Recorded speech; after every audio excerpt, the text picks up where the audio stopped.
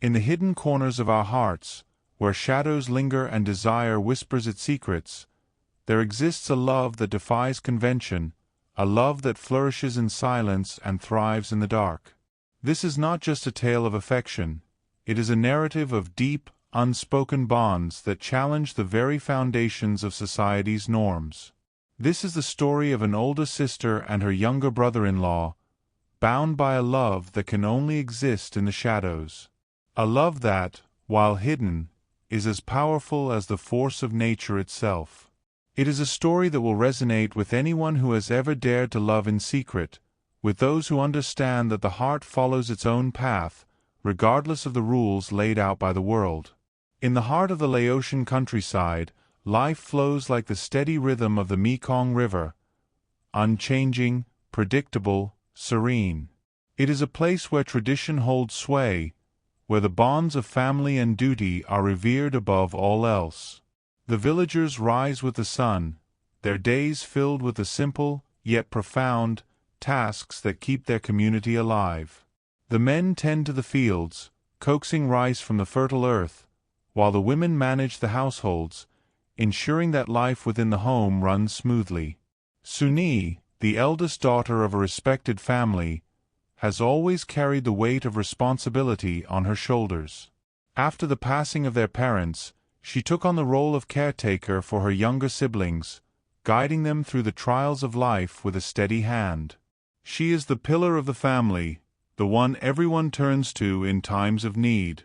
Her younger sister, Somphone, recently married Baunmi, a man from a nearby village who quickly became a beloved member of their family. Baunmi is kind, hard-working, and everything a good husband should be. He and Suni have always shared a mutual respect, but over time, something more begins to stir between them, a connection that neither of them expected nor wanted, but one that grows stronger with each passing day. This is where our story begins, in the quiet moments between the duties of the day and the stillness of the night. It is in these moments that Suni and Baunmi's feelings for each other begin to surface, feelings that must be kept hidden from the world, but that cannot be ignored.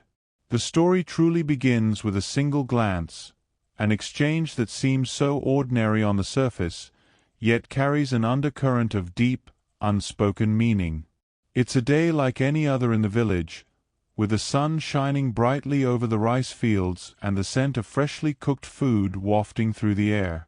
Suni is in the kitchen, preparing a meal as she has done countless times before, her hands moving with the practiced ease of someone who has spent her life in service to her family.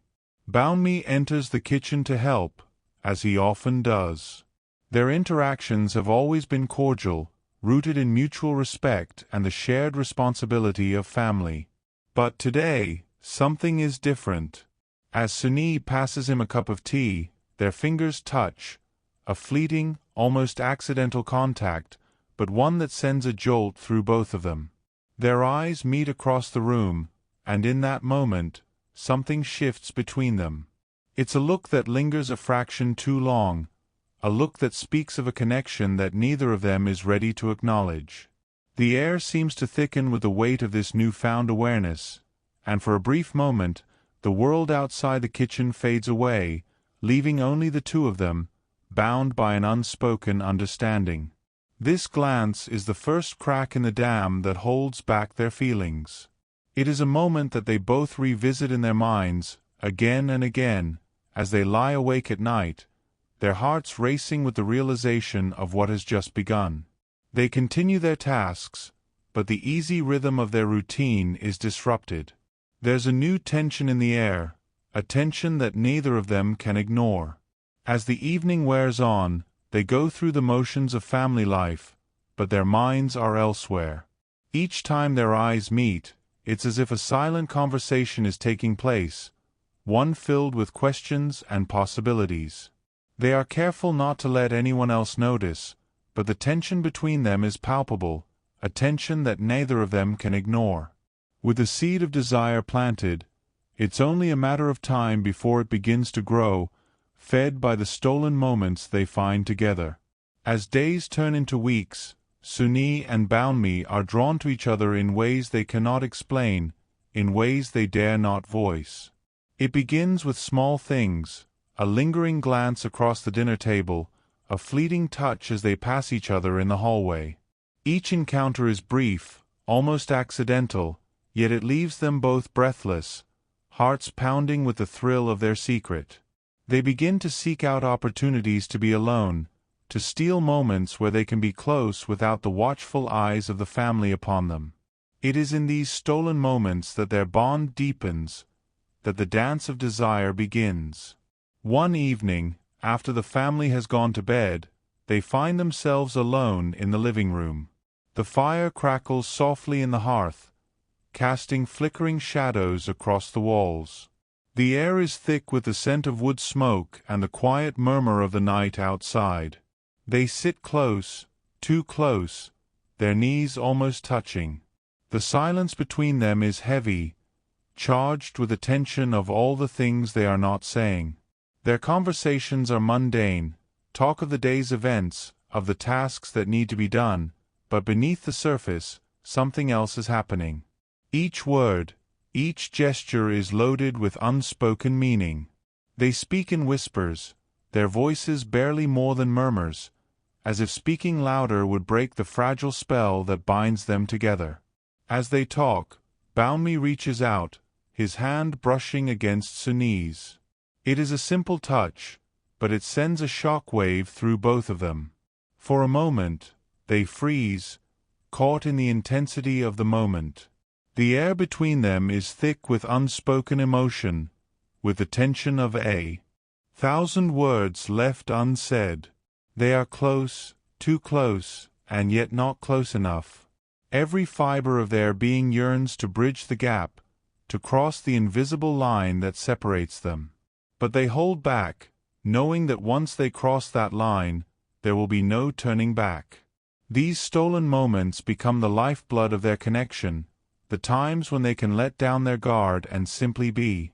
They do not speak of what is happening between them, but they both know that it is only a matter of time before the tension becomes too much to bear.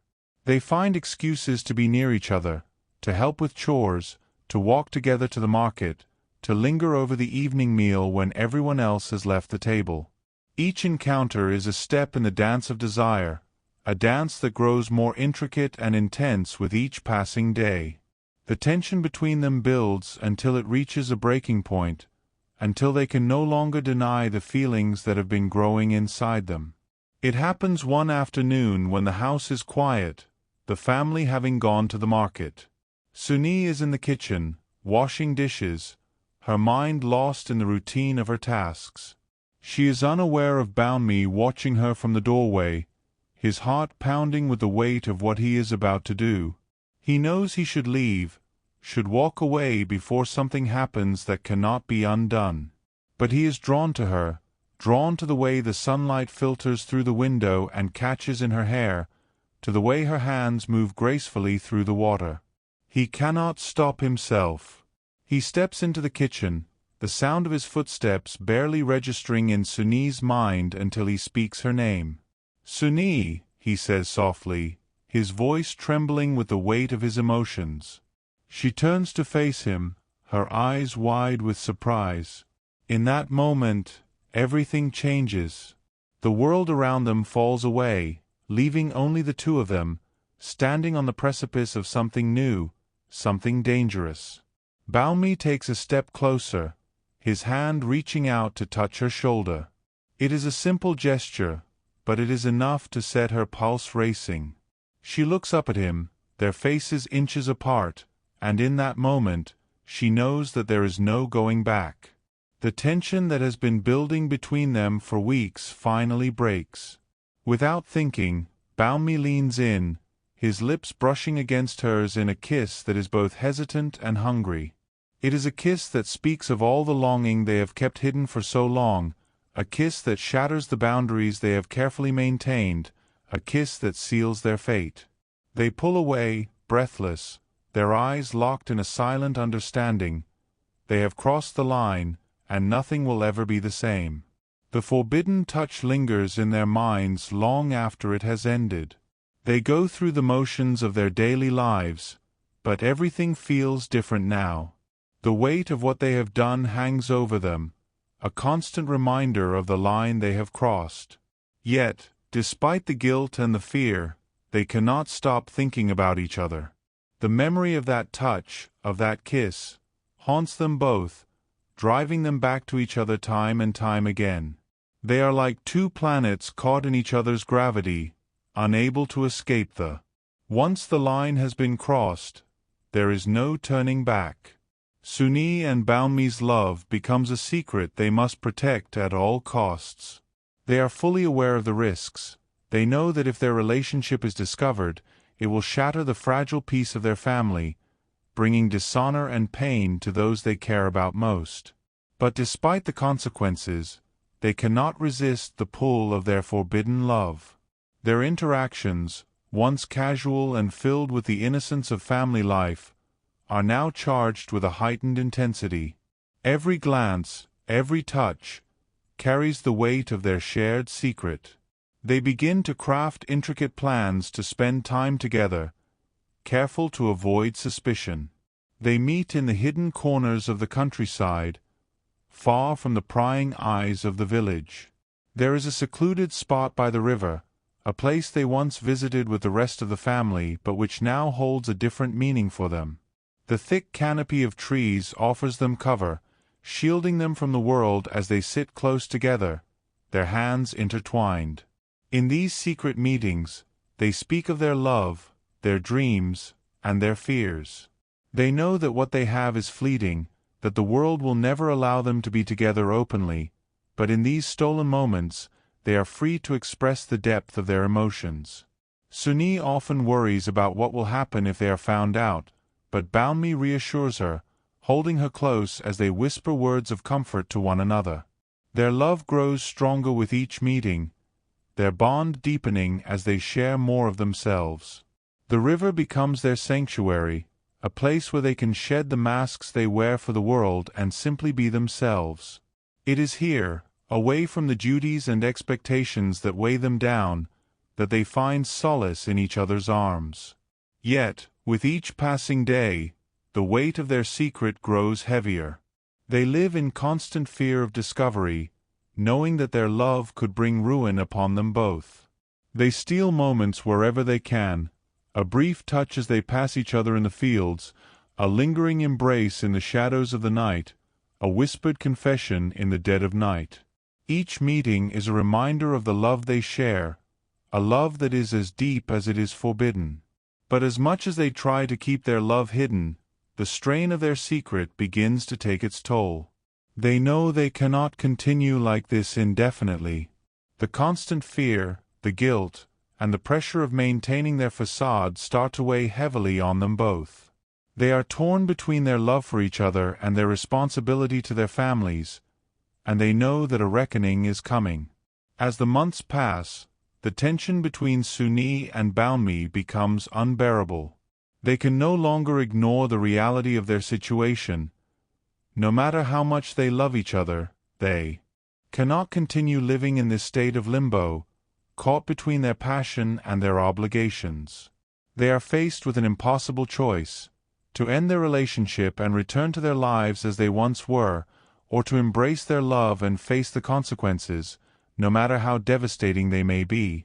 They meet one last time at their special place by the river, knowing that this will be the most difficult conversation they have ever had. The sun is setting, casting a warm, golden light over the water, and the air is filled with the sounds of nature, the chirping of crickets, the rustling of leaves in the breeze. It is a scene of peace and beauty, but the tension between them is palpable. They sit in silence for a long time, neither one wanting to be the first to speak. Finally, Baomi takes Suni's hand in his grip firm but gentle. He knows that what he is about to say will break both of their hearts, but he also knows that it is the only way forward. "I cannot live without you," he begins, his voice heavy with emotion. "But I cannot betray my family either. I love you, Suni, more than I have ever loved anyone, but we both know that this cannot continue." Suni looks up at him, her eyes filled with tears. She has known this moment was coming, but that doesn't make it any easier to bear. She loves Baomi with all her heart, but she also knows that their love is impossible, that it can only bring pain and suffering to those they care about. "I love you too," she whispers, her voice breaking with the weight of her sorrow. "But I know what we must do. We have to let each other go." In that moment, they make their choice. They will part ways, returning to their roles as brother and sister-in-law, keeping their love hidden away in the deepest corners of their hearts. It is a decision that tears them apart, but it is the only choice they can make. They share one last kiss, a kiss that is filled with all the love, all the passion, and all the regret that they will carry with them for the rest of their lives. The world around them seems to fade away, leaving only the two of them, lost in their final embrace. And then, slowly, reluctantly, they pull away, knowing that they can never go back to the way things were. They walk away from each other, knowing that they will never be the same again. Their love will remain a secret, hidden deep within their hearts, but it will also remain a part of them forever, a love that defies time and circumstance, a love that will endure long after they are gone. In the years that follow, they live their lives as they always have, fulfilling their duties to their families and their community. They continue to see each other at family gatherings, exchanging polite words and careful smiles, but they never speak of their love again. Yet, despite the passage of time, the memory of their love remains, a bittersweet reminder of what could have been. In the quiet moments of the night, when the world is asleep and they are alone with their thoughts, they think of each other, of the love they shared and the sacrifices they made. They know that they made the right decision, but that doesn't stop the ache in their hearts, the longing that will never be fully satisfied. Their love is a testament to the resilience of the human spirit, to the idea that even in the face of impossible odds, love can find a way to survive. It is a love that will remain forever hidden, but it is a love that will never die.